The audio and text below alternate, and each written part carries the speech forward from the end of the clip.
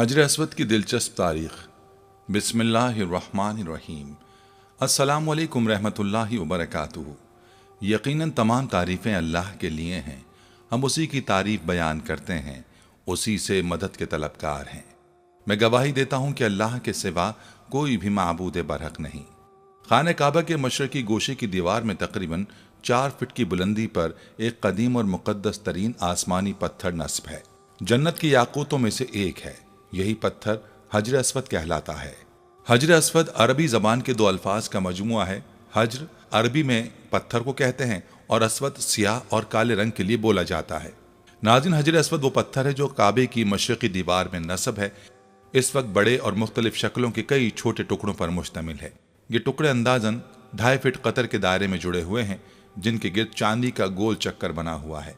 जो मुसलमान हज या उम्रा करने जाते हैं उनके लिए लाजिम है कि तवाफ करते हुए हर बार हजर अस्वद को बोसा दें। अगर हुजूम ज्यादा हो तो हाथ के इशारे से भी बोसा दिया जा सकता है। करोड़ों फर्जंदान इस्लाम के महवर काबे का ये पत्थर सिर्फ मुसलमानों के लिए ही नहीं बल्कि तमाम मज़ाहिब के पैरोकारों के लिए मुक़द्दस है और वो इस पत्थर को अल्लाह की निशानी करार देते हैं। नाज़रीन, हजर अस्वद की अहमियत और फजीलत के साथ साथ इसकी एक दिलचस्प तारीख भी है जिसका जानना हर मुसलमान के लिए ज़रूरी है। ये इतना नायाब पत्थर है कि इसे आसमान से उतारा गया था। आज की इस वीडियो में हम आपको हजर अस्वद की मुकम्मल तारीख बताएंगे कि यह आसमान से कब और कैसे उतारा गया। ये एक सफ़ेद रंग का पत्थर अब मुकम्मल तौर पर सियाह क्यों हो चुका है। ये 22 साल तक खाने काबा से जुदा क्यों रहा। वो कौन बदबख्त था जिसने हजर अस्वद को चोरी किया। हजर अस्वद 8 हिस्सों में कैसे तकसीम हुआ। हजर अस्वद को वापस कौन छुड़ा कर लाया। असल हजर अस्वद की क्या पहचान है। हजर अस्वद की तनसीब का फरीज़ा किस खुशनसीब हस्ती ने अंजाम दिया। इस सब के साथ साथ हम आपको अहादीस मुबारक की रोशनी में हजर अस्वद की फजीलत भी बताएंगे।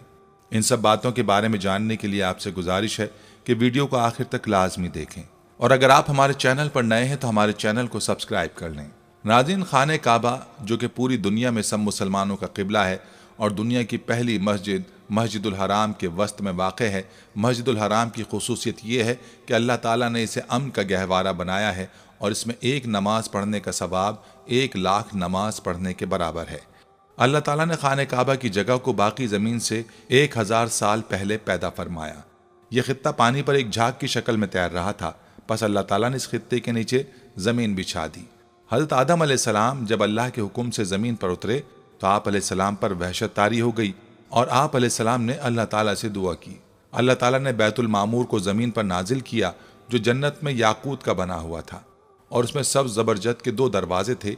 एक दरवाज़ा मशरिक़ी तरफ और एक दरवाज़ा मगरिब की तरफ लगा हुआ था। अल्लाह ताला ने उसे उसी जगह रख दिया जहां आज खाने काबा मौजूद है। अल्लाह ताला ने हज़रत आदम अलैहिस्सलाम को हुक्म दिया कि इसी तरह तवाफ़ किया कर जिस तरह मेरे अर्श के गिर्द फरिश्तों को तवाफ़ करते देखा है और इसके पास इसी तरह नमाज पढ़ जिस तरह मेरे अर्श के पास नमाज अदा किया करता था। जब हज़रत आदम अलैहिस्सलाम अर्ज़ हिंद से मक्का मुकर्रमा की तरफ पैदल रवाना हुए तो अल्लाह ताला ने एक फरिश्ते को मुकर्रर कर दिया ताकि हज़रत आदम अलैहिस्सलाम की बैतुल्लाह की तरफ रहनुमाई करे। हज़रत आदम अलैहिस्सलाम ने मनासिके हज अदा किए। जब हज से फारिग हुए तो फरिश्तों से मुलाकात की। फरिश्तों ने कहा, ए आदम, अल्लाह ताला आपको हज का बेहतरीन बदला अता फरमाए। हमने इस घर यानी बैतुल्लाह का आपसे 2000 साल पहले तवाफ़ किया था।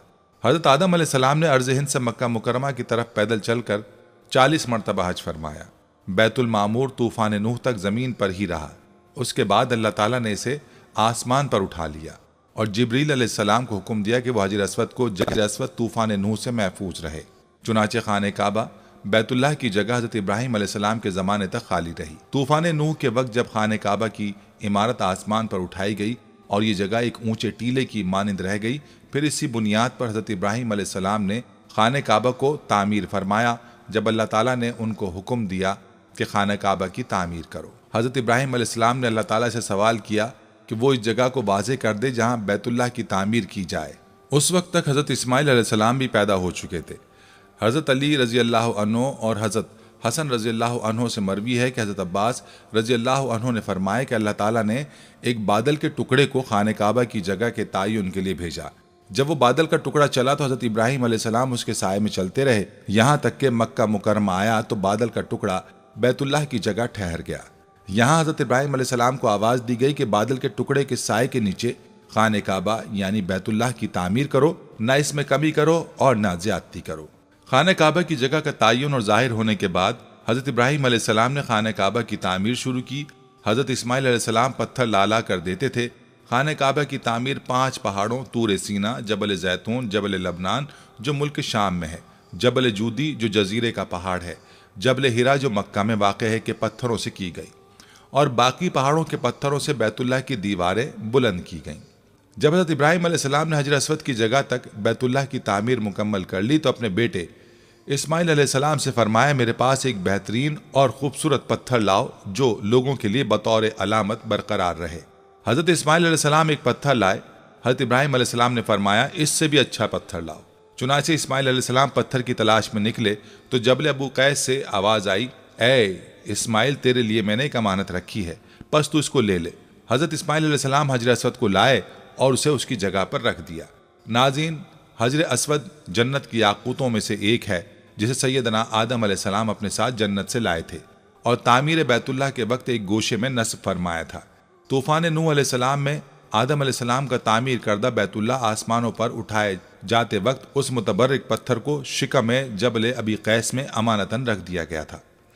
پھر تعمیر ابراہیمی کے وقت جبریل علیہ السلام نے اللہ تعالیٰ کے حکم سے سیدنا ابراہیم خلیل اللہ کی خدمت عالیہ میں پیش کر دیا تھا۔ اس طرح اسے پھر اسی جگہ کی زینت بنا دیا گیا جہاں پہلے رونق افروز تھا۔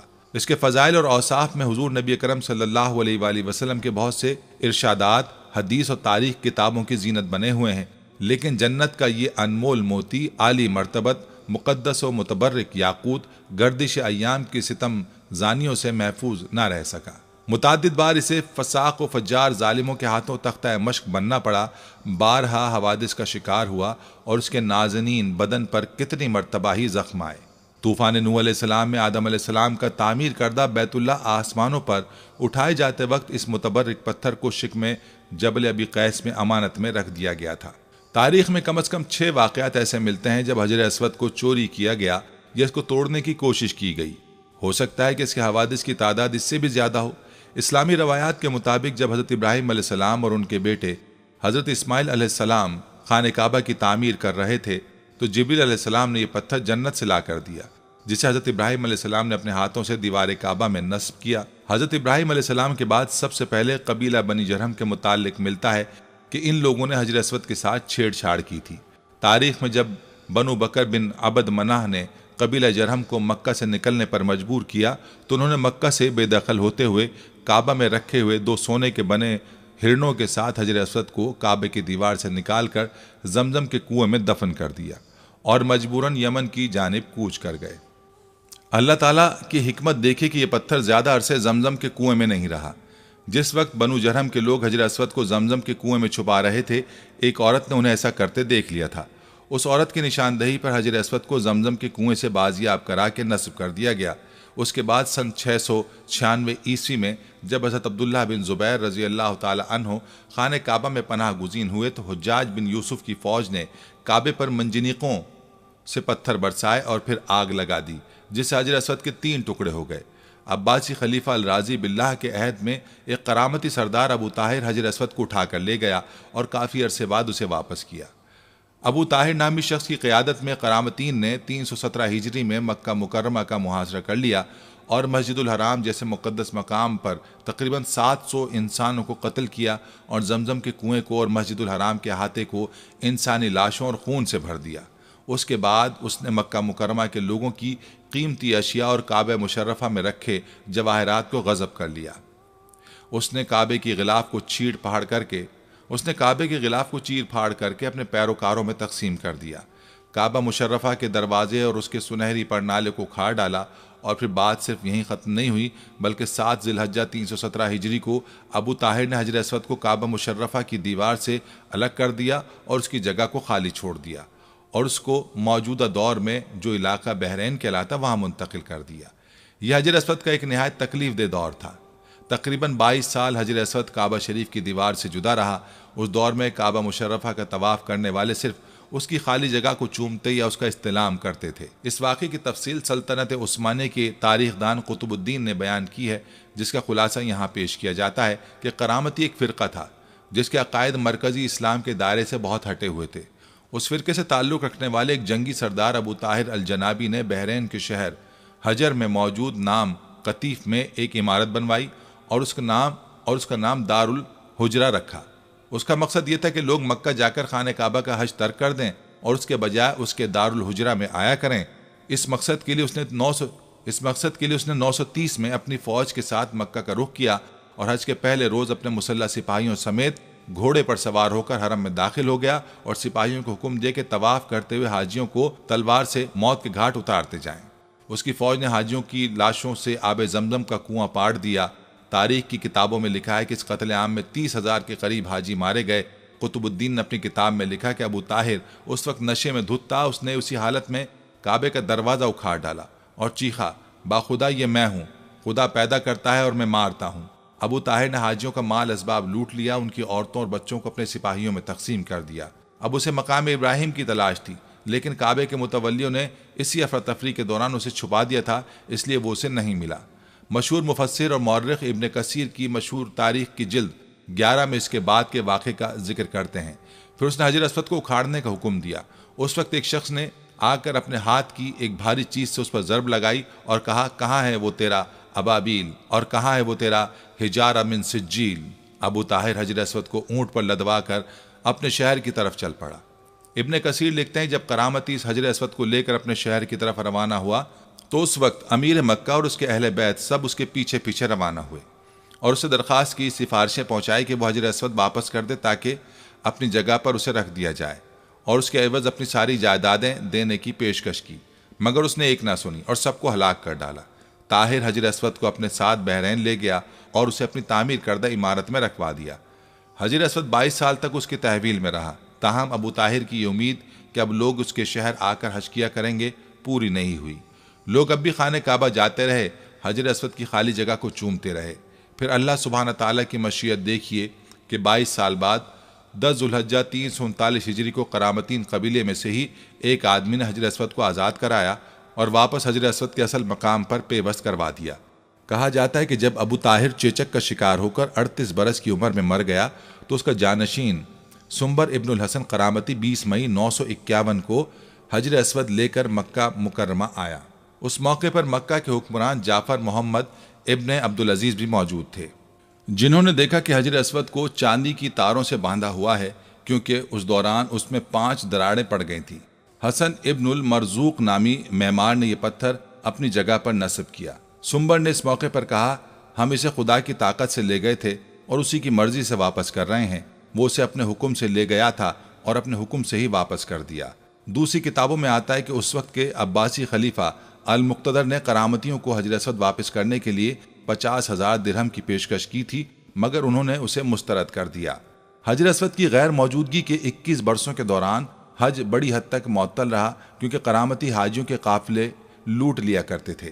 مشہور و معروف مورخ ابن خلدون نے بھی اپنی تاریخ میں اس کا ذکر کیا ہے۔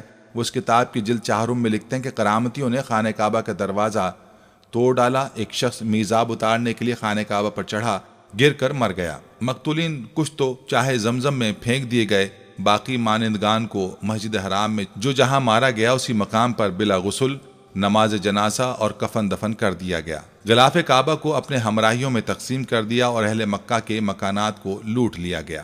اس وقت ایک مسئلہ یہ ضرور پیش آیا، کیا واقعی اصل حجر اسود ہی ہے یا نہیں؟ تو اس وقت مسلمانوں کے ایک دانشور نے کہا کہ وہ اس کو ٹیسٹ کر کے بتا دے گا کہ یہ اصل حجر اسود ہے یا نہیں، کیونکہ اس نے اس کے بارے میں احادیث کا مطالعہ کر رکھا تھا۔ اس نے حجر اسود پر آگ لگائی تو حجر اسود کو آگ نہیں لگی اور نہ ہی وہ گرم ہوا۔ پھر اس نے اس کو پانی میں ڈبویا تو یہ پتھر ہونے کے باوجود اپنی خصلت کے برخلاف پانی میں ڈوبا نہیں، بلکہ سطح آب پر تیرتا ہی رہا۔ اس سے ظاہر ہو گیا کہ یہ اصل جنت کا پتھر ہی ہے، کیونکہ جنت کا پتھر کا آگ سے اور غرق یابی سے بھلا کیا تعلق ہو سکتا ہے۔ ناظرین، کہا جاتا ہے کہ جب یہ فیصلہ ہوا کہ حجر اسود کو واپس کیا جائے گا تو اس سلسلے میں خلیفہ وقت نے ایک بہت بڑے عالم اور محدث شیخ عبداللہ کو حجر اسود کی وصولی کے لیے ایک وفد کے ساتھ بحرین بھجوایا۔ یہ واقعہ علامہ سیوطی کی روایت سے اس طرح نقل کیا گیا ہے کہ جب شیخ عبداللہ بحرین پہنچ گئے تو بحرین کے حاکم نے ایک تقریب کا اہتمام کیا جس میں حجر اسود کو ان کے حوالے کیا گیا اور ایک پتھر خوشبودار اور خوبصورت غلاف میں سے نکالا گیا۔ یہ حجر اسود ہے، اسے لے جائیں۔ محدث عبداللہ نے فرمایا کہ نہیں، بلکہ حجر اسود کی 2 نشانیاں ہیں۔ اگر یہ پتھر اس معیار پر پورا اترا تو یہ حجر اسود ہوگا اور ہم لے جائیں گے۔ پہلی نشانی یہ کہ پانی میں ڈوبتا نہیں ہے، دوسری یہ کہ آگ سے گرم نہیں ہوتا۔ اب اس پتھر کو جب پانی میں ڈالا گیا تو وہ ڈوب گیا، اور پھر اسے آگ میں ڈالا گیا تو سخت گرم ہو گیا۔ فرمایا ہم اصل حجر اسود کو لیں گے۔ پھر اصل حجر اسود کو لایا گیا اور آگ میں ڈالا گیا تو وہ ٹھنڈا نکلا۔ پھر پانی میں ڈالا گیا تو وہ پھول کی طرح پانی کے اوپر تیرنے لگا۔ تو محدث عبداللہ نے فرمایا یہی ہمارا حجر اسود ہے، اور یہی خانہ کعبہ کی زینت ہے، اور یہی جنت والا پتھر ہے۔ یہ سب دیکھ کر ابو طاہر سلیمان قرامتی نے بڑے تعجب سے محدث عبداللہ سے پوچھا کہ آپ کو یہ باتیں کہاں سے معلوم ہوئیں؟ تو محدث عبداللہ نے جواب دیا کہ ہمیں یہ معلومات آقا محمد صلی اللہ علیہ وآلہ وسلم سے ملی ہیں کہ حجر اسود پانی میں ڈوبے گا نہیں، آگ سے گرم نہیں ہوگا۔ اور اس کے بعد جب قافلہ واپس مکہ کی طرف روانہ ہوا تو حجر اسود کو ایک کمزور اونٹنی پر رکھا گیا، جس نے تیز رفتاری سے اسے خانہ کعبہ تک پہنچا دیا۔ حجر اسود کی وجہ سے اس اونٹنی میں زبردست طاقت آ گئی تھی، کیونکہ حجر اسود اپنے مرکز بیت اللہ کی طرف واپس جا رہا تھا۔ کہا جاتا ہے کہ جب حجر اسود کو بیت اللہ سے نکال کر بحرین لایا جا رہا تھا تو جس اونٹ پر بھی رکھا جاتا وہ کچھ فاصلے کے بعد مر جاتا، حتیٰ کہ بحرین پہنچتے تک 40 اونٹ مر گئے تھے۔ یہ واقعہ تاریخ کی مستند کتاب البدایہ والنہایہ اور المنتظم میں موجود ہے۔ ناظرین، اسی طرح سن 363 ہجری میں ایک رومی شخص نے اپنے کلہاڑے سے حجر اسود پر کاری ضرب لگائی، جس سے اس پر چٹکنے کا ایک واضح نشان پڑ گیا۔ اس نے دوسری شدید ضرب لگانے کے لیے جیسے ہی اپنے کلہاڑے کو اٹھایا، اللہ سبحانہ تعالیٰ کی مدد آن پہنچی، اور قریب ہی موجود ایک یمنی شخص نے جو اس کی گھناؤنی کارروائی دیکھ رہا تھا، چشم زدن میں اس نے اسے قتل کر ڈالا، اور اس کے حجر اسود پر دوسری ضرب لگانے کی خواہش دل ہی میں رہ گئی۔ اس کے بعد 413 ہجری میں فاطمید نے اپنے 6 پیروکاروں کو مکہ مکرمہ بھیجا، جس میں سے ایک الحاکم العبیدی تھا، جو ایک مضبوط جسم کا مالک تھا، سنہرے بالوں والا، طویل قد و قامت والا انسان تھا۔ وہ اپنے ساتھ ایک تلوار اور ایک لوہے کی سلاخ لایا تھا۔ اپنے ساتھیوں کے اکسانے پر اس نے دیوانگی کے عالم میں تابڑ توڑ 3 ضربیں حجر اسود پر لگا ڈالیں، جس سے اس کی کرچیاں اڑ گئیں۔ وہ ہزیانی کیفیت میں اول فول بکتے ہوئے کہہ رہا تھا، معاذ اللہ، کہ جب تک اسے پورا نہ اکھاڑ پھینکے گا جب تک سکون سے نہیں بیٹھے گا۔ بس اس موقع پر ایک مرتبہ پھر اللہ سبحانہ تعالیٰ کی مدد آن پہنچی، اور گھڑ سواروں کے ایک دستے نے ان سب افراد کو گھیر لیا اور ان سب کو پکڑ کر قتل کر دیا، اور بعد میں ان کی لاشوں کو بھی جلا دیا۔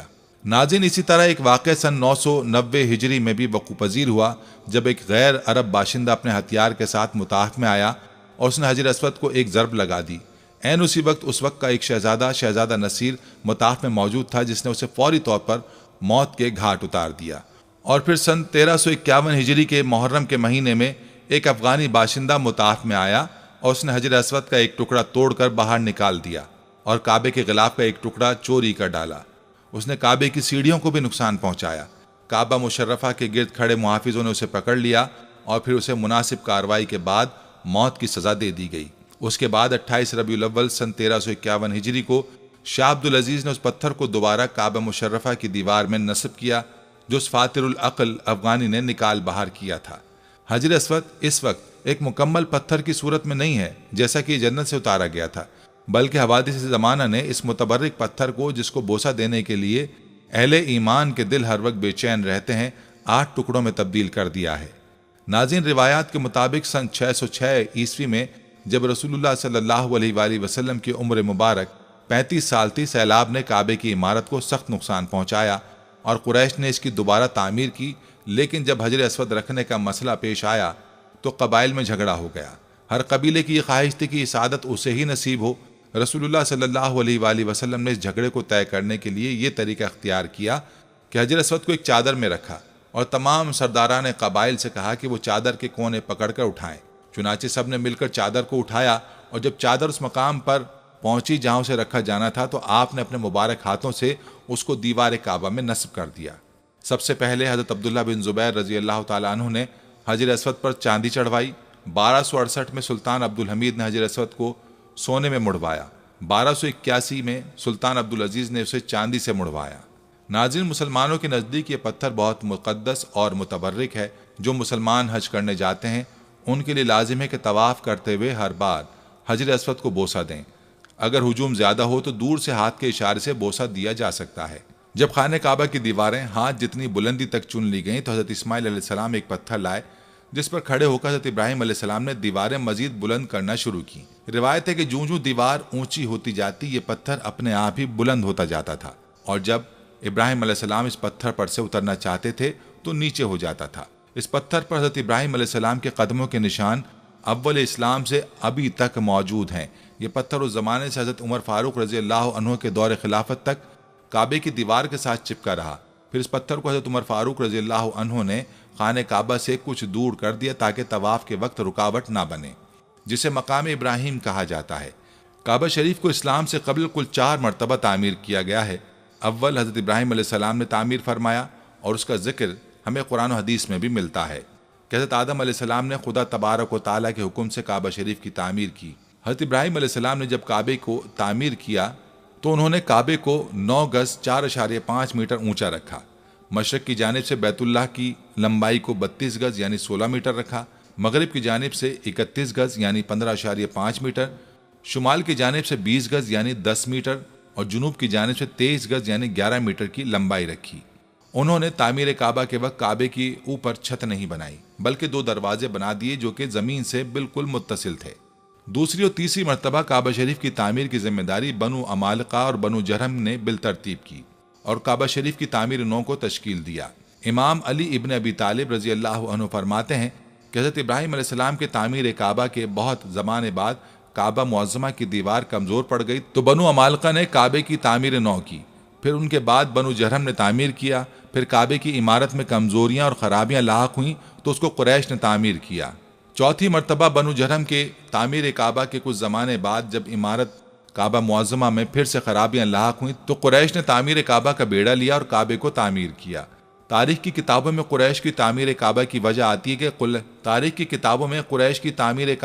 آتی ہے کہ قبیلہ قریش سے ایک عورت کعبے کو روشن کرنے کی غرض سے روشن دان میں کچھ چنگاریاں لے کر جاتی ہے اور اچانک اس میں سے کچھ چنگاریاں اڑ کر غلاف کعبہ کو لگ جاتی ہیں اور آگ پکڑ لیتی ہے، جس کی وجہ سے جدار کعبہ کو کافی خرابیاں لاحق ہوتی ہیں۔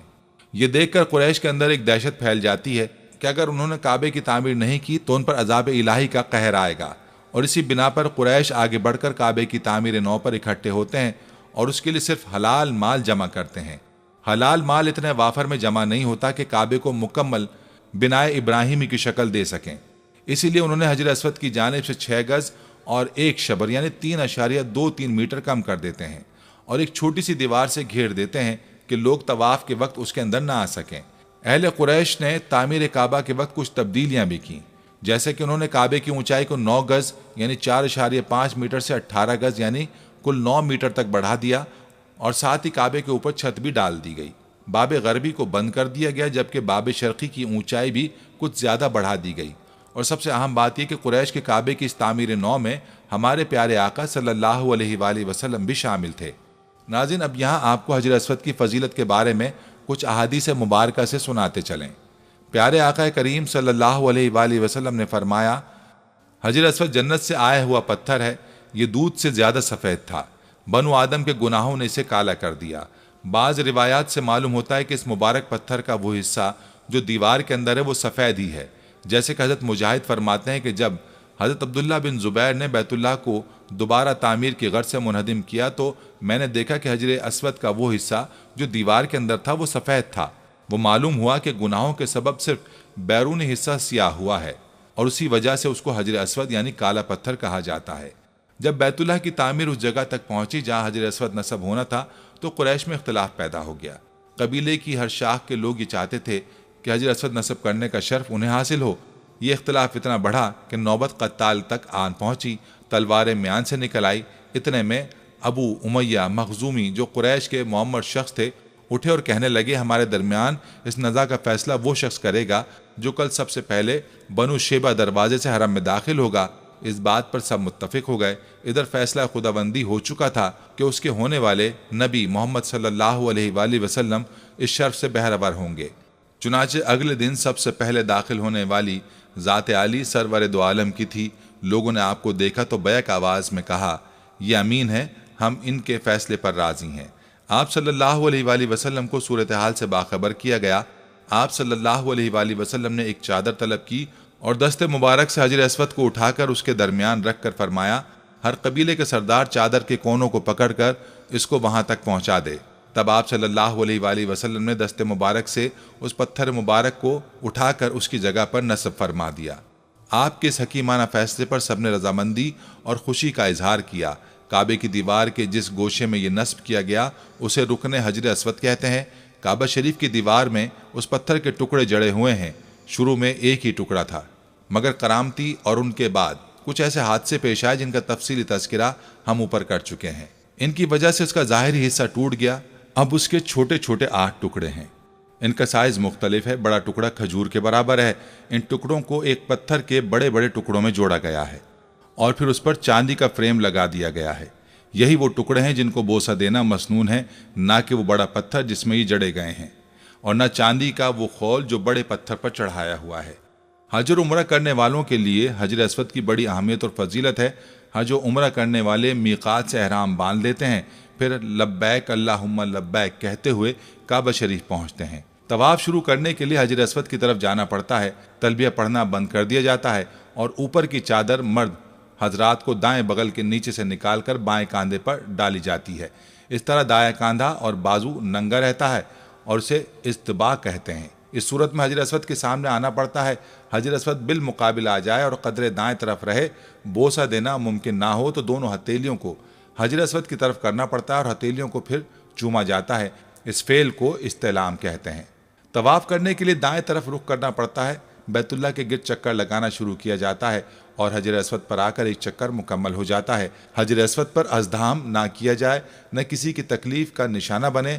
حکومت نے حجر اسود کے پاس بیت اللہ کی دیوار سے ملحق ایک ایسی جگہ بنا دی ہے جس پر ایک منتظم کھڑے ہو کر بوسہ لینے والوں میں نظم و نسق برقرار رکھنے کی کوشش کرتا ہے۔ ناظرین، عورتوں کو مردوں کی بھیڑ میں گھس کر بوسہ لینے کی کوشش نہیں کرنی چاہیے۔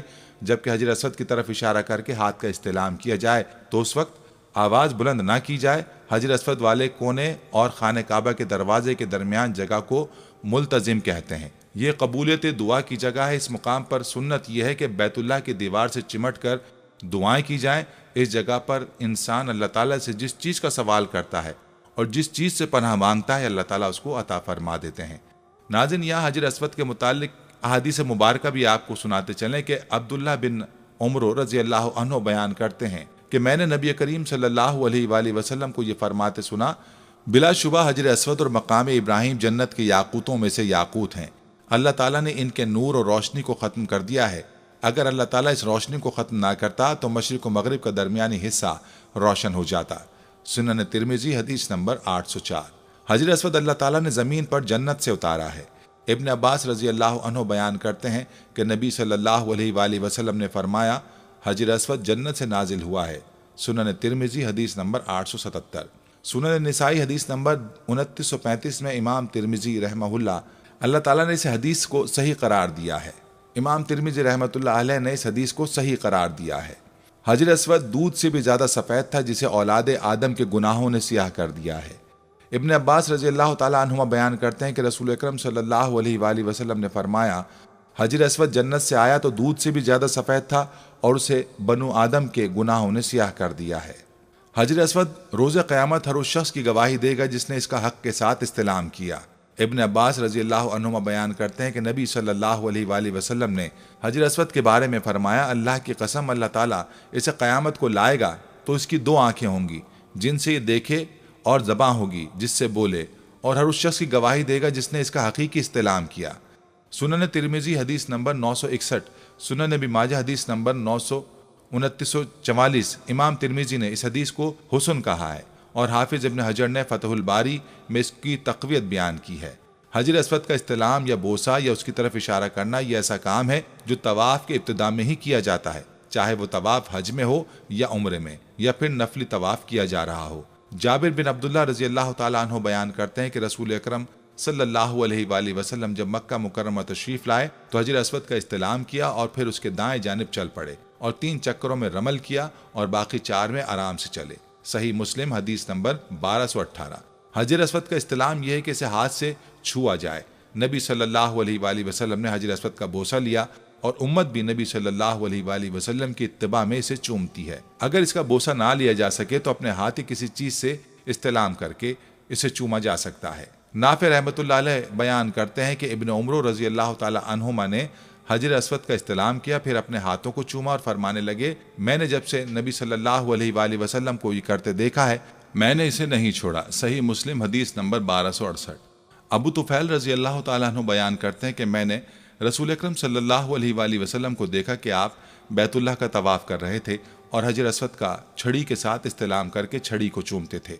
सही मुस्लिम हदीस नंबर 1275। नाज़रीन, अगर इस्तेलाम से भी आजिज हो तो इशारा करे और अल्लाहु अकबर कहे। इब्न अब्बास रजी अल्लाह ताला अन्हुमा बयान करते हैं कि रसूल अकरम सल्लल्लाहु अलैहि वसल्लम ने अपने ऊँट पर तवाफ किया तो जब भी हजर अस्वद के पास आते तो इशारा करते और अल्लाहु अकबर कहते। सही बुखारी हदीस नंबर 4987। नाज़रीन, हजर अस्वद को छूना गुनाहों का कफ़ारा है। इसके बारे में इब्न उमर रजी अल्लाह ताला अन्हुमा बयान करते हैं कि नबी सल्लल्लाहु अलैहि वसल्लम ने फरमाया, इनका छूना गुनाहों का कफ़ारा है। सुनन तिर्मिज़ी हदीस नंबर 959।